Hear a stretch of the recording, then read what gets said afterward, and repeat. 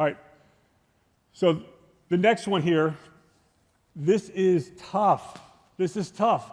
If you follow number one, where you take your meals 4 to 5 hours apart and you're having your snack in between, it's gonna serve you well. You're gonna do very well with that. If you follow the sugar recommendations, if you just follow those two, you're gonna do amazing. If you follow this one here, where this is where you wanna pull the additives out, the artificial sweeteners, and the colorings.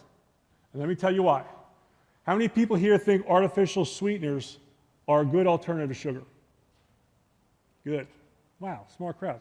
All right, so most people that I see, a lot of people feel like that I'm not getting the sugar in, I'm gonna have the artificial sweetener.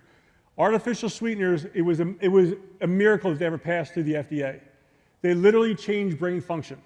But what it does to you is this, is when the body tastes sweetness come in, it's automatically gonna make the insulin level rise because it thinks that sugar is about to hit. So the sugar level never rises, but the insulin level stays high. When your insulin is high, you don't burn what? Yeah, so even though you're not getting the sugar in, the artificial sweetener has already convinced your brain that it's coming. Insulin goes high, so you don't burn fat. Yep. The next thing is with the colorings, the food colorings. Everybody used to think, I know I did, I know my mom used to think that when our kids went to these birthday parties and they got all sugared up with the cake and they came home and they were bouncing off the walls and they were going nuts all over the place, it was sugar. We've all had that experience. It turns out that Psychology Today released an article, it was probably late 90s. It turns out it wasn't the sugar. I mean, it has an effect on it, but it was really more of the food coloring.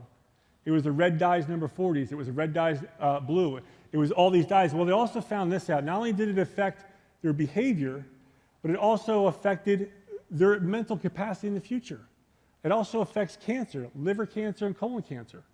And this is what your M&Ms are. Your red M&Ms, anybody ever remember that? Red M&Ms don't eat them, they're bad for you?